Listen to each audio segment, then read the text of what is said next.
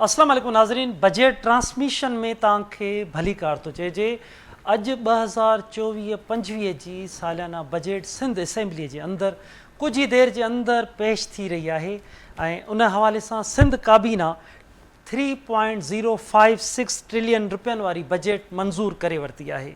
तरक़ियाती प्रोग्रामनि लाइ 959 अरब रुपया, लोकल बॉडीज़ लाइ 160 अरब रुपया, सिंध पीपल्स सपोर्ट प्रोग्राम लाइ 12 अरब, घरनि लाइ 2 अरब, बेनज़ीर हारी कार्ड लाइ 8 अरब, हाईवेज़ पुलनि लाइ 5 अरब ऐं इन खां अलावा सिंध गेम्स लाइ पैसा रखिया विया आहिनि, हॉस्पिटल्स लाइ पैसा रखिया विया आहिनि।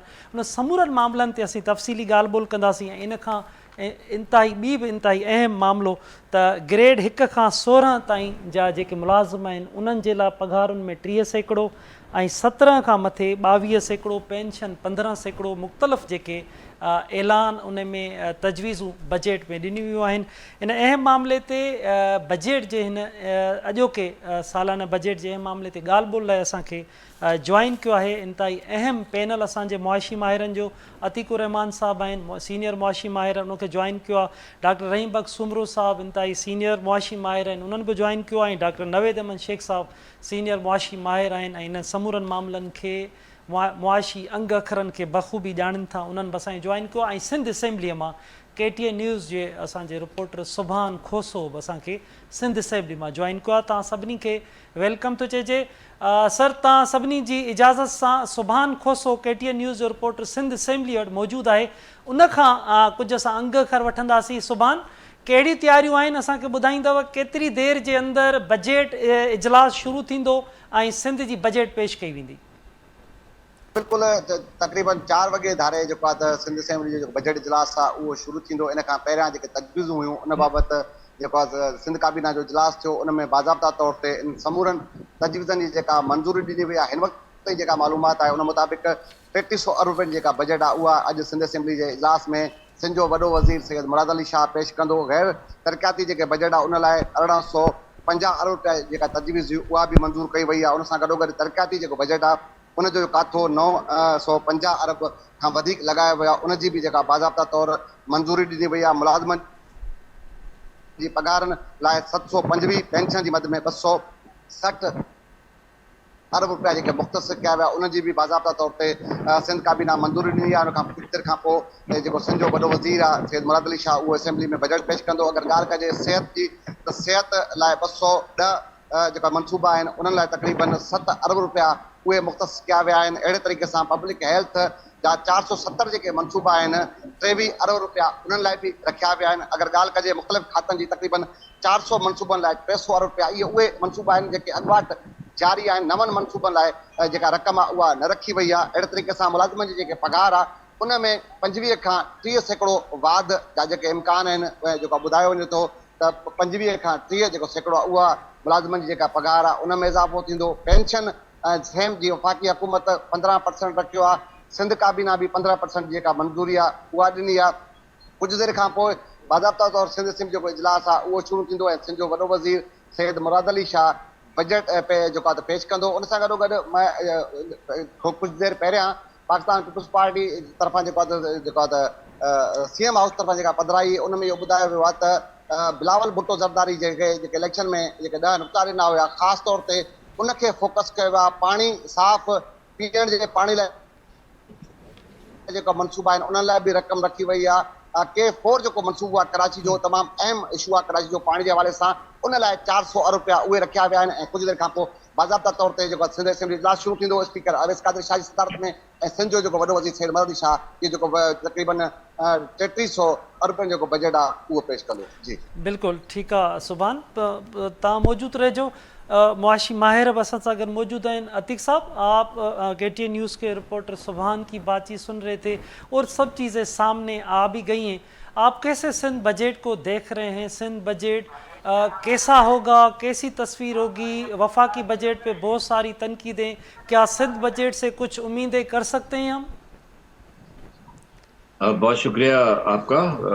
बात सारी ये है कि अभी 2 दिन से उलझन ही नहीं ख़त्म हो रही, परेशानी, जहनी परेशानी, क्योंकि फेडरल बजट जब से अनाउंस हुआ है बहुत बर्डन सामने आ गए हैं। और उन बर्डन्स का जिक्र क्या करना, बेइंतहा बर्डन्स हैं, और उसमें पेट्रोलियम भी है, सैलरी क्लास का भी बर्डन है। देख रहे हैं कि इंडस्ट्रीज के लिए और मैन्युफैक्चरिंग के लिए, और खास करके जो मेरी फिक्र है, जिसका मैं जिक्र कर लूँ, 2023-24 को मैंने अपने हर प्रोग्राम में कहा कि ये वो ईयर होना चाहिए जब हम 30 to 40% अपना रॉ मटेरियल यहीं पे पैदा करें, क्योंकि हद है हम 98% रॉ मटेरियल इंपोर्ट कर रहे होते हैं। हमारी जितनी इंडस्ट्रीज हैं, जनरल इंडस्ट्री हो, वैल्यू एडेड हो, इंपोर्ट सब्स्टिट्यूशन इंडस्ट्री हो, कोई भी मैन्युफैक्चरिंग हो,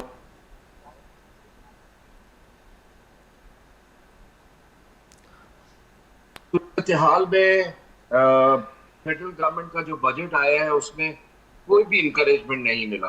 तो मुझे तो सबसे ज्यादा डिसअपॉइंट होना चाहिए, क्योंकि मैं तो एक मोटिव लेकर चल रहा हूँ, और वो मोटिव यही है कि हम किसी तरह अपना रॉ मटेरियल यहाँ पैदा। तो अब ठीक है, सिंध बजट को कैसा देख रहे हैं, सिंध बजट सामने आता जाएगा तो हम एक्सपेक्ट कर रहे हैं कि सिंध में कराची जैसा इंडस्ट्रियल जोन भी है, हैदराबाद भी है, और भी सिटीज हैं, सक्कर भी है, वहाँ भी इंडस्ट्रीज हैं, कि इंडस्ट्रीज और मैन्युफैक्चरिंग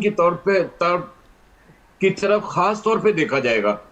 और ठीक है, रॉ मटेरियल की बात तो एक तरफ नहीं, लेकिन इसमें इन इंडस्ट्रीज की ग्रोथ के लिए, इनकी ईज ऑफ डूइंग बिजनेस के लिए, इनके कैपेसिटी बिल्ड करने के लिए, इनकी प्रोडक्शन कॉस्ट कम करने के लिए, जो एग्जिस्टिंग इंडस्ट्रियल जोन है उनकी डेवलपमेंट पे काश कोई बात हो जाए सिंध गवर्नमेंट के बजट में।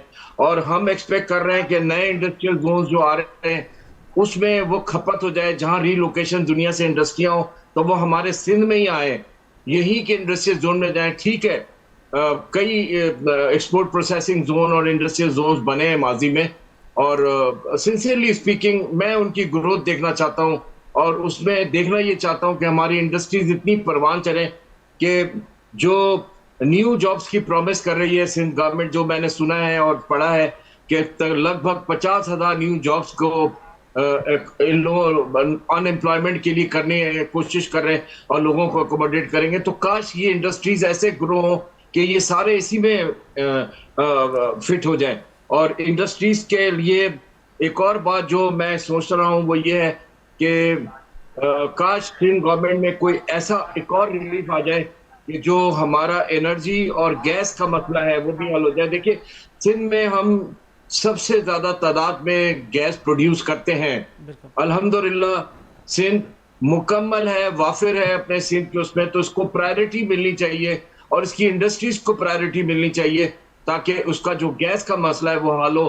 ठीक है, पूरे मुल्क के साथ हम चल रहे हैं, पूरे मुल्क के साथ हमें चलना है, लेकिन इस वक्त चूंकि सिंध गवर्नमेंट का बजट आ रहा है तो मेरा प्रोविजन और सिंसियरिटी के साथ यही एक्सपेक्टेशंस है कि हमारे इंडस्ट्रियल जोन और मैन्युफैक्चरिंग आगे बढ़े और हमारी जो प्रोडक्शन की कॉस्ट है वो हर हालत में कम होनी चाहिए ताकि कंज्यूमर बिहेवियर फिर से एक्टिव हो और परचेजिंग पैरिटी इंप्रूव हो। ये तो मेरा मेन पॉइंट है अभी का। फिर आगे चलते जैसे सिंध गवर्नमेंट के बजट की पॉइंट्स आते रहेंगे मैं उसमें बात करता रहूंगा। बिल्कुल अतीक साहब, बिल्कुल आप बिल्कुल ठीक करें।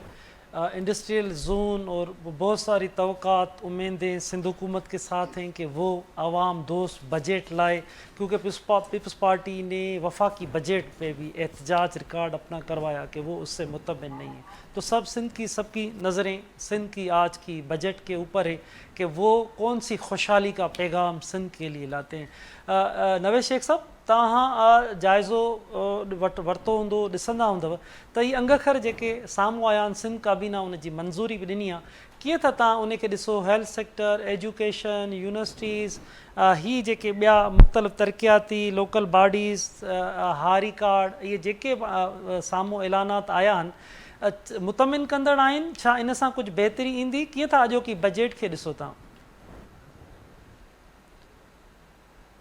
शेख साहब, तव्हांजो माइक म्यूट आहे। जी जी माफ़ कजो जी।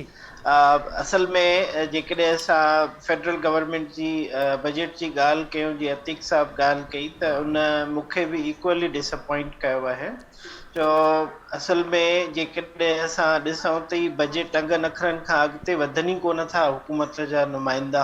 ही सिर्फ़ु इहो था ॾिसनि त असां कीअं मैक्रो इंडिकेटर्स या रेवेन्यू एक्सपेंडिचर्स खे मैच कयूं, कोई विज़न कोन्हे 25 करोड़ अवाम जे लाइ, काई पॉलिसी हेल्थ जे लाइ, एजुकेशन जे लाइ कोई विज़न जेको आहे अॻियनि 3 सालनि जे लाइ या 5 सालनि जे लाइ बजट मां नज़र कोन आयो आहे। जेका इवन पघार जे हिसाब सां जेको उन्हनि जा ऐलान थिया हुआ उहा बि परसेंटेज जे हिसाब सां त घणी ठीकु आहे, क्विकली हू अधु ख़बर ॾेई विया त 22% या 20% पघारूं ऐं पेंशन में वाध कई थी वञे, पर जेकॾहिं असां कैलकुलेट कयूं था त वाध जेका बेसिक ते आहे ऐं टैक्स रेट ओतिरो वधायो वियो आहे ग्रॉस ते, हिन जो मतिलबु इहो आहे सॼे पासे खां पैसा ॾिना विया आहिनि, खॿे हथ खां पैसा वापसि वरिता विया आहिनि। ऐं जेको इकॉनमी जा ॿिया सेक्टर्स आहिनि जिते तमामु घणी ज़रूरत हूंदी आहे ग्रोथ जी ऐं जिते इकॉनमी बेसिकली बेस कंदी आहे, इंडस्ट्री आहे, एक्सपोर्ट्स आहिनि, उन्हनि जो कोई बि जेको आहे को अहिड़ो मतिलबु ठोस पॉलिसी नज़र कोन आई आहे ऐं नई वरी को विज़न नज़र आयो आहे। औरंगज़ेब साहब जेको फाइनेंस मिनिस्टर आहे उनजो मेन फोकस सिर्फ़ु इहो ई रहियो आहे त कंहिं बि तरीक़े सां IMF खे राज़ी, IMF जे पॉलिसियुनि खे 100% बग़ैर कंहिं शक शुबे, बग़ैर कंहिं लचक जे इम्प्लीमेंट कराए वठिजे, त जीअं जुलाई जे अंदरि 6 खां 8 अरब डॉलरनि जो जेके निगोसिएशन हले थी डील जे लाइ, उन में उन्हनि खे 6 खां 8 अरब डॉलर IMF खां मिली वञनि। जेका असांजी सिंध जी बजट आहे उहा बाक़ी सूबनि जे निस्बत तमामु अहम बजट आहे। उनजो रीज़न जेको आहे उहो इहो आहे त जेका असांजी रिसोर्स इकॉनमी आहे, असांजे पूरे पाकिस्तान में जेको सनअत जो फीथो फिरी रहियो आहे, जिते एनर्जी सप्लाई थिए थी पई, पोइ उहा गैस जी सूरत में हुजे, पेट्रोल जी सूरत में हुजे या कोयले जी सूरत में हुजे, या 50% to 60% खां वधीक जेका उहा सिंध मां सप्लाई थिए थी पई। न मतिलबु इहो आहे त जेका असां गैस, बिजली ऐं ऑयल ऐं कोल प्रोड्यूस कयूं पिया, उहो बेसिकली पाकिस्तान सां त डेफिनेटली हलणो आहे, पर असां वटि इंडस्ट्रियल बेस न हुजण जे करे असांजी प्रोडक्शन ऐं असांजी जेका पंहिंजी कंज़म्पशन आहे उहो तमामु वॾो फ़र्क़ु आहे।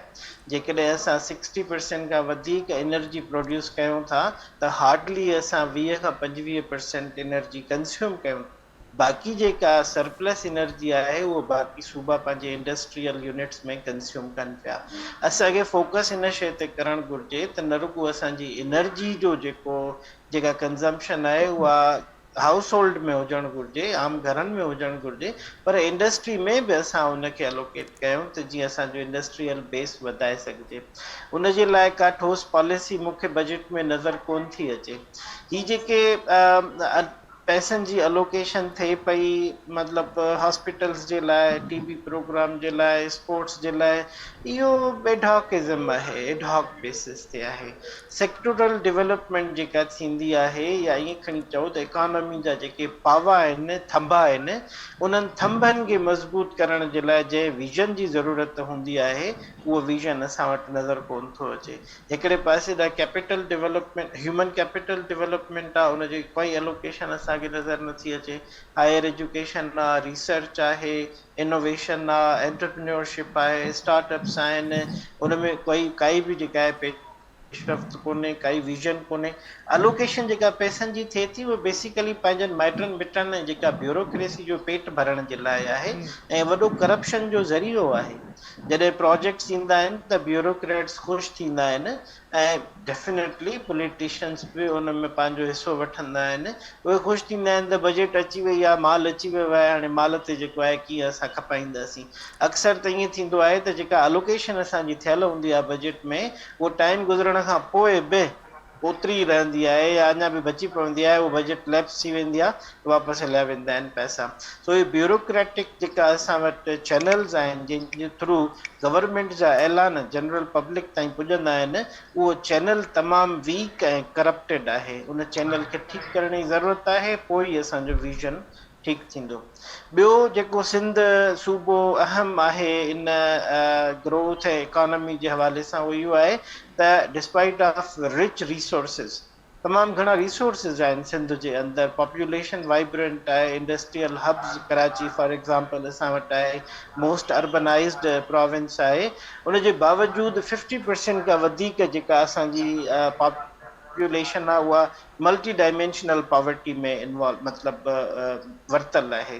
किथे हंगर इंडेक्स में असांजो हाईएस्ट आहे, एक्सेस टू एजुकेशन असां वटि आम ॿार जेको आहे 5 सालनि ताईं जी उमिरि जो ॿार उनजे बचण जा चांसिस केतिरा हूंदा आहिनि, उन्हनि जूं बीमारी आहे, मेल न्यूट्रिशन आहे, स्टंटिंग आहे, इहे सभु एॾा वॾा प्रॉब्लम्स आहिनि जेके असांजे ईंदड़ नसुलनि खे तबाह करे रहिया आहिनि। उन जे बारे में सिंध हुकूमत जो कोई विज़न नज़र कोन थो अचे। जेकॾहिं असां ॾिसूं पॉवर्टी लाइन जे हिसाब सां त $2.5 पर डे, माना लॻभॻि $700 पर डे पर पर्सन असांजी पॉवर्टी लाइन आहे। त माना इन जो मतिलबु इहो थियो त जेकॾहिं असांजी एवरेज फैमिली साइज़ सिंध जे अंदरि 7.5 माण्हू आहिनि पर फैमिली, त घटि में घटि $21,000 हिकु महीने जे लाइ जेको आहे हिकु माण्हूअ खे खपनि था। ऐं महीने जे लाइ जेको हुनजो जेकॾहिं 7.5 जी फैमिली आहे त तक़रीबन 1.5 लख उन फैमिली जी बजट हुजणु घुरिजे। हाणे जेकॾहिं 1.5 लख कमाइण वारी फैमिली उहा बेसिकली गुरबत जी लीक ते आहे, उहो को अमीर कोन्हे, उहो को मिडिल क्लास न आहे। हाणे असां उनखे बि टैक्स ब्रैकेट में था आणियूं। मतिलबु अलमियो इहो आहे जो जेका मैक्रो इकोनॉमी जा अंग अखर आहिनि, मैक्रो इकोनॉमिक इंडिकेटर्स आहिनि, उहे जॾहिं असां ॾियूं था त असां ब्लाइंड था थी वञूं, अंधा था थी वञूं। इन पासे तां हुकूमत खे सम्झणु घुरिजे त हीअ जेको असां मैक्रो इंडिकेटर्स ॾियूं था उन्हनि जो माइक्रो इंडिकेटर्स सां कहिड़ो लिंक आहे। हिकिड़ो आम हाउस होल्ड जेको $1.5 लख वात में पियो अचे, चङी वॾी फिगर थी नज़र अचे, पर इहा वर्ल्ड बैंक जी इंडिकेटेड लाइन आहे त हीअ पॉवर्टी लाइन आहे। मतिलबु इन खां थोरो बि हेठि जेकॾहिं काई फैमिली वेंदी त माना गुरबत जी लीक खां हेठि अची वई आहे। माना उन जे लाइ स्पेशल पॉलिसी ठाहिणु घुरिजे। पॉवर्टी एलिविएशन फंड्स असां वटि ठाहिया था वञनि, पर उन्हनि जी जेका कारकर्दगी आहे उहा रुगो पेपरनि ताईं आहे, उनजो को रियल आउटपुट को इन तरीक़े सां मिले कोन थो जो असां चऊं त केतिरा % फैमिलियूं असां पॉवर्टी लाइन खां मथे छिके करे उन्हनि खे लोअर मिडिल क्लास में इंक्लूड कयो आहे। सो इहे तमामु वॾा इशूज़ आहिनि। पॉवर्टी जे हवाले सां काई बि ठोस पॉलिसी कोन्हे। ऐं असां वटि जेकॾहिं गवर्नमेंट खां पुछिजे त बाबा ही 1.5 लख कमाइण वारी जेका फैमिली आहे तव्हांजे हिसाब सां इहा ग़रीब आहे, त मुंहिंजो ख़्यालु आहे त फाइनेंस मिनिस्टर जेको असांजो आहे उनखे बि अंदाज़ो कोन थींदो। उहो चवंदो 1.5 लख चङी रक़म त आहे। जेकॾहिं असां पंहिंजे CM साहिब खां पुछंदासीं त उहो बि इहो ई चवंदो साईं 1.5 लख भली रक़म त आहे। बाबा 1.5 लख भली रक़म तव्हांजी गवर्नमेंट जे सतह ते पॉवर्टी लाइन आहे, ऐं तव्हां उन्हनि फैमिलीअ खे तव्हां जेको आहे टैक्स जे मद में आणियो था, ऐं ज़ोर तव्हांजो सॼो जो सॼो डायरेक्ट टैक्सिस ते सिर्फ़ु उन सैलरी क्लास खां आहे टैक्स कलेक्ट करणु आहे जेके बेसिकली पंहिंजूं बेसिक बुनियादी जेके ज़रूरतूं आहिनि उहे बि पूरियूं कोन था करे सघनि। एक्सेस टू एजुकेशन हुजे, 40% सिर्फ़ु जेको आहे पॉपुलेशन सिंध जी आहे जिन खे क्लीन ड्रिंकिंग वाटर मिले थी। हाणे जेकॾहिं साफ़ पाणी जेको आहे रुगो 40% खे थो मिले त माना 2.5 करोड़ 3 करोड़ खां वधीक आबादी उहा आहे जंहिंखे साफ़ पीअण जो पाणी कोन थो मिले। माना सुभाणे इन मां हेल्थ जा कहिड़ा प्रॉब्लम्स पैदा थींदा, ह्यूमन प्रोडक्टिविटी जा कहिड़ा पैदा थींदा, कहिड़ा मसाइला चैलेंजिस पैदा थींदा, उन जे लाइ काई ठोस पॉलिसी कोन थी अचे। बाक़ी ही पैसनि जी एलोकेशन आहे, उहा एलोकेशन हर साल थींदी आहे। हर साल असां साॻियूं ई जेको आहे पटा जेको आहे उन में असां ॾिसंदा वठंदा आहियूं त बाबा ही थी वियो, हाणे हेतिरा अरब रुपया लॻी विया, हाणे हेतिरा अरब रुपया लॻी विया, हाणे हेतिरा 5% अॼु वाधि थी, 10% 21 में थी, 15% 22 में थी, पर जेको नतीजो निकिरे थो उहो नतीजो असांजे लाइ कंहिं बि सूरत में माना पॉज़िटिव कोन्हे। ॿियो टूरिज़म जे हवाले सां KP ऐं पंजाब तमामु घणो कमु कयो आहे गुज़िरियल 15-20 सालनि में। सिंध जे अंदरि टूरिज़म जे हवाले सां कंहिं बि क़िस्म जो कोई कमु न आहे थियल, कंहिं बि क़िस्म जी का ठोस पॉलिसी कोन थी थिए। सुधरियल मुल्कनि में तव्हां ॾिसंदव, इवन एशिया में ई ॾिसंदव त थाईलैंड आहे, सिंगापुर आहे, उन्हनि वटि पंहिंजा रिसोर्सिस कोन्हनि, पर जेकॾहिं रुगो टूरिज़म खे ॾिसूं था त टूरिज़म जे थ्रू हू पंहिंजी पूरी इकॉनमी हलाइनि था पिया। फ्रांस जो जेको आहे हिकिड़ो शहर पेरिस आहे जंहिंजे टूरिज़म जी इनकम 25% आहे टोटल पूरे मुल्क जी नेशनल इनकम जो। सिंगापुर आहे 80% उन्हनि जो टूरिज़म आहे, थाईलैंड आहे, दुबई आहे, हांगकांग आहे। असां वटि इको टूरिज़म जा काफ़ी चांसिस आहिनि, मैनग्रोव्स जा जंगल आहिनि, फॉरेस्ट्स आहिनि, रिलीजियस टूरिज़म असां वटि तमामु घणो थी सघे थो। ऐं जेका इंडिया मां असां वटि टूरिस्ट अचनि था ॾहकी वारे पासे ॾे, थर वारे पासे ॾे, साधू बेलू सखर वारे पासे ॾे, असां उन्हनि खे फैसिलिटेट कोन था कयूं। असां उन्हनि मां पैसा कमाइण जी काई बि पॉलिसी असां वटि कोन्हे। आर्कियोलॉजिकल एक्सकर्शन्स आहिनि, 5 खां 6 हज़ार साल पुराणी असां वटि तहज़ीब आहे, पर असां कंहिं बि सूरत में टूरिज़म खे कंहिं बि हवाले सां इम्प्रूव करण जी काई बि पॉलिसी कोन था रखूं। जेकॾहिं असां ॾिसूं था त हर साल असांजा सिंध जा माण्हू, पूरी सिंध जा इंक्लूडिंग कराची, अप कंट्री वञनि था टूरिज़म जे लाइ, लखें करोड़े रुपया उते ख़र्च था करे अचनि। साॻियो ई टेम्परेचर असां वटि कुते जी क़बर, गोरखिल स्टेशन ऐं कंबर वारनि खीरथर जे पहाड़नि ते आहे, पर कॾहिं बि असां उन शइ खे डेवलप कोन था कयूं त जीअं प्राइवेट सेक्टर उते इन्वेस्ट करे ऐं आम माण्हू पंहिंजी फैमिलियुनि समेत पिकनिक जेको आहे उहो मल्हाइण वञे ऐं वेकेशन जो उते टाइम गुज़ारे। वाइल्ड लाइफ एक्सप्लोरेशन जो असां वटि एॾा वॾा चांसिस आहिनि। खीरथर नेशनल पार्क आहे, उन पासे ॾे तव्हां डेज़र्ट में हलिया वञो, डेज़र्ट सफ़ारी वारियूं, उते जेके पॉलिसीज़ हुजणु घुरिजनि। असां वटि ॿिया टूरिस्ट स्पॉट्स आहिनि जेके एक्सॉटिक आहिनि। तव्हां ख़ैरपुर डिस्ट्रिक्ट खे ॾिसो, थरपारकर डिस्ट्रिक्ट खे ॾिसो, उते तव्हांजा एॾा एक्सॉटिक जेके स्पॉट्स आहिनि, टूरिस्ट डेस्टिनेशन्स आहिनि, जेके पूरे मुल्क में सभिनी खां वधीक जेको आहे उहे यूनिक आहिनि। पर असां वटि गवर्नमेंट जे तरफ़ां इन ते ध्यानु न हुजण जे करे असां अरबें डॉलरनि जी जेका आहे इन टूरिज़म रेवेन्यूज़ ज़ाया करे रहिया आहियूं। सो इहे सभु फैक्टर्स आहिनि जिन खे कॾहिं बि बजट में खयो नथो वञे। बजट सिर्फ़ु रिकरिंग एक्सपेंडिचर्स आहिनि, डेवलपमेंट प्रोजेक्ट्स आहिनि, ऐं जेके मनपसंद पंहिंजनि पार्टियुनि ठीकनि में ॾिना था वञनि त जीअं उन्हनि जो वफ़ादारी उन्हनि सां रहनि या करप्शन जो बिल्कुलु डॉक्टर साहब, तव्हां इंतहाई अहम पासनि तरफ़ ध्यानु छिकरायो। वाक़ई हिकु पॉलिसीज़ ऐं ॿियो नतीजा छा था निकिरनि। हर साल बजट त अचे थी, पर उहा ख़र्च कीअं थी थिए, उन ख़र्च मां जो काथो आवाम खे कहिड़ो फ़ाइदो थो थिए, नतीजा हर साल रुगो उन रूटीन में रहिजे ऐं उन जा नतीजा न निकिरनि, इहो हिकु वॾो सुवालु आहे जेको तव्हां इन ते इंतहाई अहम ऐं तफ़सीली ॻाल्हि ॿोल कई। डॉक्टर रहीम बख़्श सुमरो साहब, ॻाल्हि ॿोल IMF जूं मामला हलंदा रहिया, वफ़ाक़ी बजट जंहिंमें उमेदूं हुयूं उहे असांजे साम्हूं आहिनि। उमेदुनि ते कीअं केतिरो लथा भञी भोरा केतिरो थियूं आवाम जूं उमेदूं। हाणे सिंध बजट आहे, कुझु ई वक़्त में कलाक जे अंदरि 4 खां पोइ बजट अची वेंदी। कीअं था तव्हां बजट जी, सिंध बजट मां उमेदूं रखो त जेको चूंड मंशूर हो पीपल्स पार्टीअ जो, छा उन तहत हीअ बजट खे ॾिसो था तव्हां? जी महिरबानी इस्लाम साहब। जीअं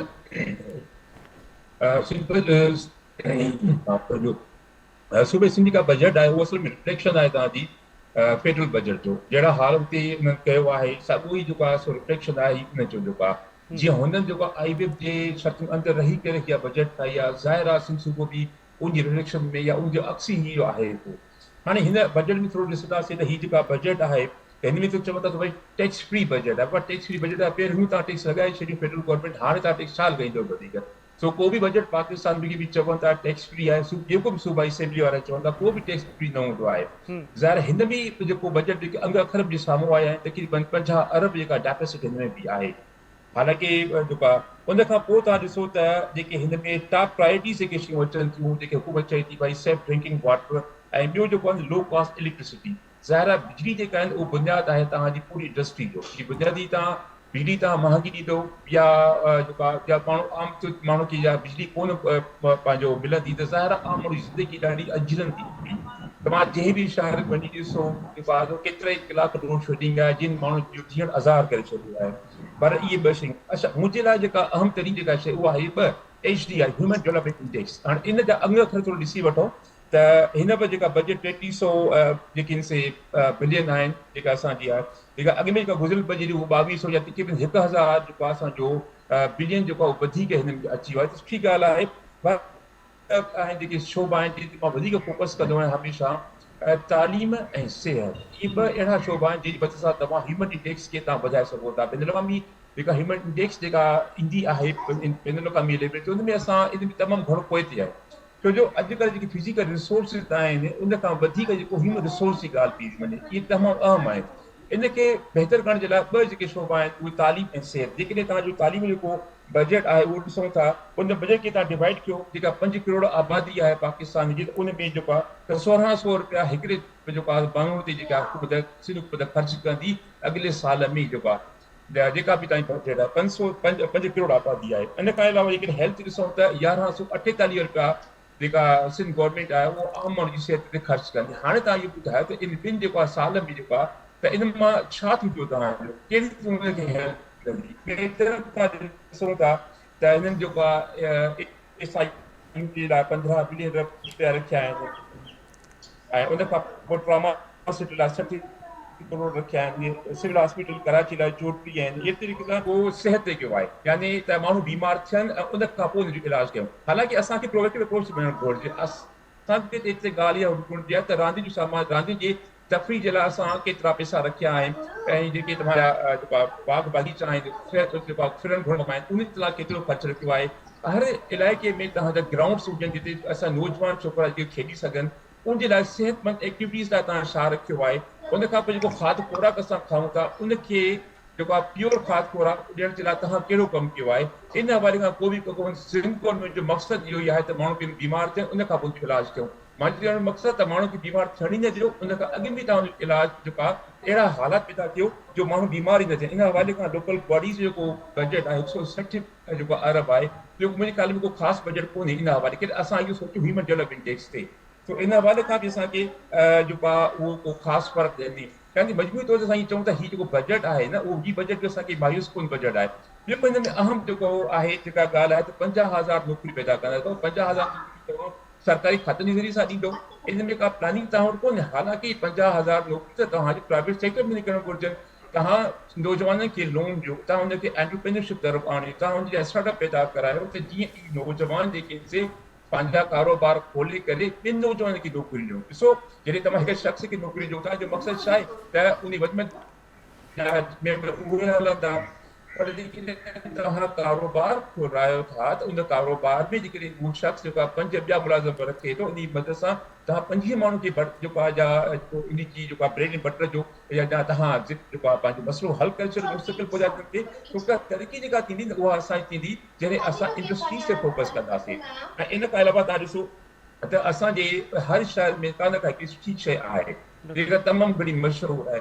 असां सिर्फ़ु एतिरो कयूं उन शयुनि खे जेको आहे एक्सपोर्ट बि कयूं। असां उन शइ अहिड़ो माहौल पैदा कयूं जो उहे हारी जा जेके या उहे जेके कारोबारी माण्हू आहिनि उहे शयूं ठाहे करे पंहिंजे मुल्क खां पंहिंजे सूबे खां ॿाहिरि वञी मोकिले छॾनि, त इन मां बि असांजो झझो नाणो जेको आहे उहो असांजो एक्सपोर्ट जी मदद सां निकिरी सघे थो। डॉक्टर नबी साहब जी ॻाल्हि सां मां बिल्कुलु आहियां त जेको आहे सिंध जेको आहे टूरिज़म सां मालामाल, ख़ासि रिलीजियस टूरिज़म त तमामु वॾो आहे, छो जो सिंध खे त इलाही जिते तव्हां माण्हू वञनि था, माण्हू जेका घुमनि फिरनि था, त इन दफ़ो जेको आहे हिन जो तक़रीबन 20 करोड़ रुपया जेके हिन रखियो आहे। तमामु सुठो क़दम आहे। गोरख हिल खे असांखे डेवलप करणु घुरिजे, या तव्हां जेके कंबर डिस्ट्रिक्ट में जेके थधा इलाइक़ा आहिनि उते जेका इनखे बि डेवलप करणु घुरिजे। पर इन खां अहम तरीन जेको शइ उहो आहे अमन अमान। जेकॾहिं अमन अमान हूंदो त तव्हांजो टूरिज़म बि वधंदो, अमन अमान हूंदो त तव्हांजी इंडस्ट्री बि हलंदी, हर शइ तव्हांजे अमन अमान जो। तो ॾिसो, माण्हू जॾहिं हुनजो जान ऐं माल, इज़त ऐं आबरू महफ़ूज़ हूंदी त उहे माण्हू ॿाहिरि बि निकिरंदा, घुमंदा वधंदा बि।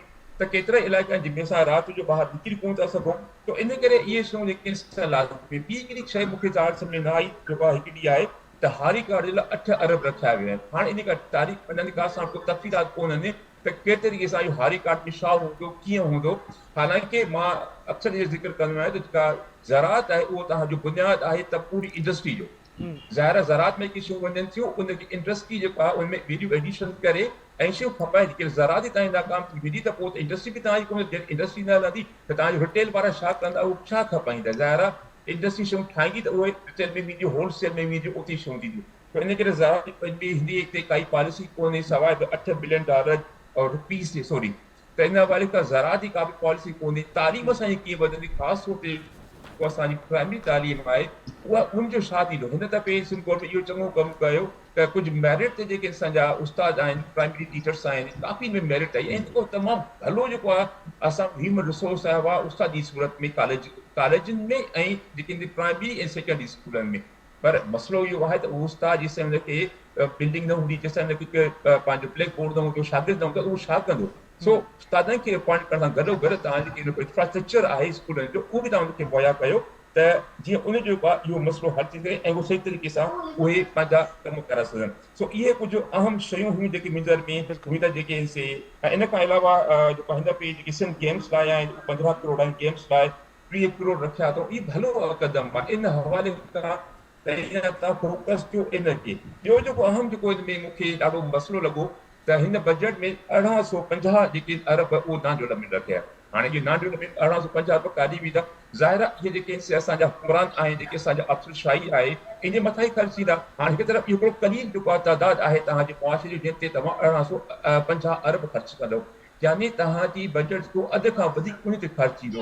ऐं हुन खां पोइ जेके डेवलपमेंट बजट्स आहिनि उहो 950 अरब आहे। हाणे 950 अरब जेके तक़रीबन तव्हांजा 5 करोड़ माण्हू ते ख़र्च थींदा ऐं हू 1800 अरब तव्हांजा चंद मख़सूस माण्हू जे मथां ख़र्च थींदा। तव्हां सोचो त इहो असांजो एॾो वॾो जेको नॉन डेवलपमेंट बजट आहे इहो आख़िर जो केतिरो, इनखे घटि में घटि कट हणी करे तव्हां अधु कयो, अधु वरी तव्हां ॿीहर जेको आहे उहो डेवलपमेंट में आणियो त ॾाढो बहितर थींदो। आख़िरी ॻाल्हि मां कंदो हलां अहम तरीक़ो ॾिसो, जेका बजट आहे उहो आम माण्हू जे लाइ सम्झणु ॾाढी ॾुखी शइ आहे। उनमें केतिरियूं कॉम्प्लिकेटेड शयूं हूंदियूं आहिनि जेको आम माण्हू थो सम्झी सघे। गुज़िरे का बजट थी उन में बि बजट जेका फेडरल हुजे या सूबाई हुजे, पोइ या त उहे अंग्रेज़ी में थींदियूं आहिनि, तव्हां बराए महिरबानी तव्हां उनखे सिंधी में कयो, उर्दू में कयो, जीअं आम माण्हू जेको ॿुधी थो सघे उनखे सम्झी थो सघे त आहे छा उन में, मुंहिंजे छा थो ॾिनो वञे। हिकिड़ो डॉक्यूमेंट आहे जेको तव्हांजा MPS वेठा आहिनि उनखे सम्झ कोन थो, अक्सर MPS खे उहो घटि पढ़े लिखे उहो अंग्रेज़ी उनखे कोन थी सम्झे त आम माण्हू कीअं सम्झी सघंदो। 60% तव्हां जेका सो जेको आहे माण्हू पढ़ियल लिखियल आहिनि, हाणे उन मां घणा माण्हू अंग्रेज़ी सम्झनि था। इन करे थोरो शइ खे आसान कयो। इन जेके टेक्निकल टर्म्स आहिनि, जेका बजट आहे, इनखे सिंधी में ॾियो त अञा वधीक, सिंधी में चलो ठीकु आहे, उर्दू में कयो त आम माण्हू सम्झी सघे हुनजो त हुनजे मुस्तक़बिल लाइ ईंदड़ साल में हुनखे छा छा मिली रहंदो। तो इहे कुझु गुज़ारिश मजमूई तौर ते मां चवंदुसि त हीउ जेको बजट आहे जो फेडरल बजट उन वांगुरु हिन बजट ते असांखे मायूस कयो ऐं हिन में को ख़ासि इंडस्ट्री हवाले खां, नौजवाननि जे हवाले खां को माना को ख़ासि फ़र्क़ु असां को मनसूबो कोन थो मिले। सिर्फ़ु जेको इहो आहे त भाई जेको आहे हीअ असांजी हुकूमत हीअ साल गुज़री वञे, अॻिले साल ॾिठो वेंदो, यानी पूरो हिकु एगाहिज़म ते असांजी हुकूमत हली रही आहे। सो इन हवाले खां फोकस कनि त ॾाढो बहितर थी वेंदो। बिल्कुलु डॉक्टर साहब, लाज़मी आहे नाज़िर, मुआशी माहिर असांजो पंहिंजी अख सां ॾिसंदो आहे त हीअ जेके अंग अखर हुजनि था, सरकार जा ऐलान हुजनि था, इन सां भलाई आवाम खे फ़ाइदो केतिरो थो थिए। अच्छा सुभाणे सरगर्मियूं शुरू आहिनि, MPA साहिबान जो अचण जो सिलसिलो शुरू आहे, इन सां गॾोगॾु इहो बि ॿुधाईंदव त अमन अमान, तालीम, हेल्थ, इन लाइ कहिड़ियूं तजवीज़ूं या ॿियनि शयुनि लाइ कहिड़ियूं तजवीज़ूं साम्हूं अची चुकियूं आहिनि? हाँ जी बिल्कुलु, हाणे कुझु देरि खां पोइ तक़रीबन 20 मिंटनि खां पोइ बजट इजलास जेको शुरू थियण वारो आहे, MPS जे जेको आमद जो सिलसिलो आहे उहो बि जारी आहे।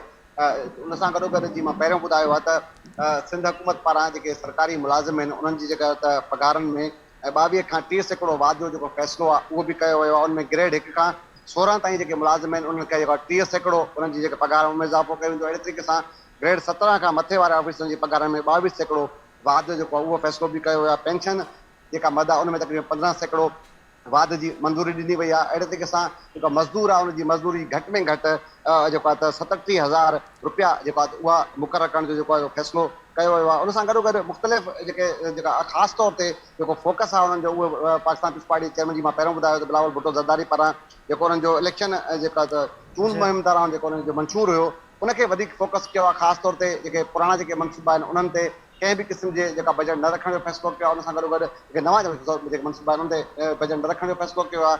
पुराणा जेके मनसूबा आहिनि उन्हनि खे बरक़रार जेको आहे रखण जो फ़ैसिलो कयो आहे। सिहत खाते जा तक़रीबन 210 जेके मनसूबा आहिनि उन्हनि लाइ 17 अरब रुपया जेका रखिया विया आहिनि। पब्लिक हेल्थ आहे उनजे 417 जेका मनसूबनि लाइ 23 अरब रुपया उहे जेको आहे मुख़्तस कया विया आहिनि। अहिड़े जेका मुख़्तलिफ़ जेके खाता आहिनि उनमें तक़रीबन 400 जेके ॿिया मनसूबा आहिनि उन्हनि लाइ 30 अरब रुपया जेको आहे रखिया विया आहिनि। मुलाज़िमनि जे मां इहो पहिरियों ॿुधायो आहे उनजी पघार जेको आहे 22 खां 35 सैकड़ो वाद जो फ़ैसिलो कयो आहे। हाणे तक़रीबन बाक़ी थोरो टाइम आहे, तक़रीबन 10 खां 15 मिंटनि जे अंदरि इजलास कुछ ही देर जे अंदर नाज़रीन सुभान बुधाए रहियो आहे सिंध जो वॾो सिंध वज़ीर असेंबलीअ जो इजलास बजट इजलास शुरू थियण वारा आहे। वॾो वज़ीर बजट सिंध जी पेश कंदो 2024-25 जी। अतीक साहब, बातचीत आप भी सुन रहे हैं, डॉक्टर साहबान ने तफसीली इस पर बात की। आपके पास इस सिंध बजट के लिए मुख्तसरन क्या तजावीज़ हैं? ये भी सामने आ रहा है कि पीपल्स पार्टी की जो इंतखाबी मंशूर था उसको सामने रख कर कुछ फ़ैसले और तजावीज़ और ऐलानात किए जाएंगे, तो आप क्या समझ रहे हैं, क्या होना चाहिए सर? जी, मैंने अपने पहले सेगमेंट में सिर्फ development of existing industrial zones की बात की थी और नए इंडस्ट्रियल जोन पे बात की थी, लेकिन तवज्जो रहे मेरे पास इस वक्त बहुत सारे पॉइंट हैं, मैं कुछ तफसीली बात करूंगा। और आपने सजेशंस की बात की है, तो उसमें सबसे इंपॉर्टेंट सजेशन मेरी सैलरीड क्लास के लिए है, और वो salaried class under huge burden है इस वक्त। और जब फेडरल बजट इसने सुना है और फेडरल बजट में जो मजीद बर्डन उस पर डाल दी है, तो बड़े डिसअपॉइंट है। मैं रिक्वेस्ट करूंगा सिंध गवर्नमेंट को कि कुछ ऐसे प्रोविजन जरूर लेकर आए जिससे उनको रिलीफ मिले और ये हमारे यंगीज और यूथ डिसअपॉइंट ना हो। देखिए, यंगीज और यूथ की जब बात आती है, तो अभी सोमरो साहब बड़ी अच्छी बात कह रहे थे, जिसको मैंने नोट किया और वो मैं कहता भी रहता हूँ कि हमारे जो स्टार्टअप्स हैं, जो इंक्यूबेटर से निकले चूजे, वो बच्चे जो इस बात के लिए तैयार हुए हैं कि वो नौकरी पे जाएं, तो उनको नौकरी नहीं मिलती because employment is not being generated. Industries की एक्सपेंशन नहीं हो रही, मैन्युफैक्चरिंग की वो प्रोडक्शन नहीं हो रही कि जिसमें उनको मजीद जॉब्स दी जा सके। तो जो एग्जिस्टिंग जॉब्स हैं वो भी बड़ी डिफिकल्ट सिचुएशन में, काफी ले ऑफ्स भी हो रहे हैं। तो साथ ही साथ ये देखा गया है कि अगर हमारे स्टार्टअप्स, इंक्यूबेटर से निकले हुए बच्चे, हमारे यंगीज, उनको अगर कोई वर्किंग कैपिटल जो कि माजी में दिया गया है, सिंध गवर्नमेंट अगर कोई एक ऐसा लोन फ्लोट कर दे और under very low interest rate, तो वो उस वर्किंग कैपिटल को अवेल करके एंटरप्रेन्योर बन सकते हैं, सेल्फ फाइनेंसिंग पे जा सकते हैं। और नौकरी की तलाश में जो परेशान यंगी है, मैं आपको एक मिसाल दूं कि 3200 पीएचडी सिर्फ सिंध में हमारे जॉबलेस फिर रहे हैं, जो पीएचडी करके, कितने उनके माँ बाप ने उन पे पैसा और जिंदगी लगाई होगी कि उनसे कोई रिटर्न आएगा, लेकिन दे आर जॉबलेस। मेरे पास फिगर्स है बिकॉज मेरे एजुकेशन से ताल्लुक है, मैं कई प्रोफेशनल यूनिवर्सिटीज के बोर्ड में, एडवाइजरी बोर्ड में हूँ, तो मैं देखता हूँ ये सूरत हाल इतनी नाजुक है। बच्चे जिनके पास पैसा है वो पढ़ पा रहे, जिनका पैसा नहीं है वो पढ़ नहीं सक रहे। तो कोई ना कोई प्रोविजन ऐसा है, कोई वर्किंग कैपिटल आए, या मैं नहीं कहता कि आप एक्सपोर्टर्स को वर्किंग कैपिटल दें, मैं नहीं कह रहा कि आप बिजनेस कम्युनिटी को वर्किंग कैपिटल, मैं सिर्फ ये कह रहा हूं कि हमारे जो यंग यूथ, मेरे सिंध का जो नौजवान है, वो पढ़ा लिखा हो, और वो पढ़ा लिखा इसलिए भी हो कि आप देखें कि अगर आप पूरे मुल्क की कैलकुलेशन करें तो सबसे ज्यादा वकील मेरे सूबे में होते हैं, सबसे ज्यादा डॉक्टर मेरे सूबे में होते हैं, सबसे ज्यादा पीएचडी मेरे सूबे में होते हैं, तो सबसे ज्यादा इंपॉर्टेंट पोजीशंस में मेरे सूबे के लोग लगे हुए हैं। तो आप देखें कि जनरसिटी कितनी है इंटेलिजेंस की और ब्रिलियंटनेस की, जो अवेलेबल है, इसको हमें इनकरेज करना है, और सिंध गवर्नमेंट इसकी तरफ ध्यान दे तो बहुत जरूरी है। साथ ही साथ वीमेन एंटरप्रेन्योरशिप की बात हो रही थी, वीमेन एंटरप्रेन्योरशिप तो बहुत इंपॉर्टेंट है। आप देखिए हमारे सूबे की खवातीन इतनी अच्छी कॉटेज इंडस्ट्री पे काम करती है, उनको भी कोई लोन ऐसा हो, उनके लिए कोई बिजली के बिल में कोई कंसेशन मिले। देखिए सिंध प्रोविंस का जो कॉटेज इंडस्ट्री है, it is the best in the world. कैसे हमारे यहाँ कोई मेहमान आता है, हम उसको टोपी देते हैं, वो मेरे सिंध की टोपी है। हम कोई मेहमान आता है उसको अजरक देते हैं, वो मेरे सिंध का अजरक है। तो जब ये इंटरनेशनल रिकॉग्निशन हो इतनी चीजों की, तो वो कॉटेज इंडस्ट्री से आते हैं। तो उस कॉटेज इंडस्ट्री को हमें इंप्रूव करने के लिए उनका साथ देना ना, वो इस बिजली पे एक कॉटेज इंडस्ट्री नहीं चला सकते, उनको कोई किराए माफ करना है, कोई टैक्स हॉलीडेज देनी है ताकि कॉटेज इंडस्ट्री इंप्रूव हो। ये बहुत ही सिग्निफिकेंट एंड इंपॉर्टेंट पॉइंट है, particularly for the province of Sindh, और इसको गवर्नमेंट जरूर कंसीडर करे तो अच्छा है। साथ है हमारी कोस्ट लाइन बहुत बड़ी है, इस कोस्ट लाइन में फिशरीज के साथ बहुत प्रॉब्लम्स हैं।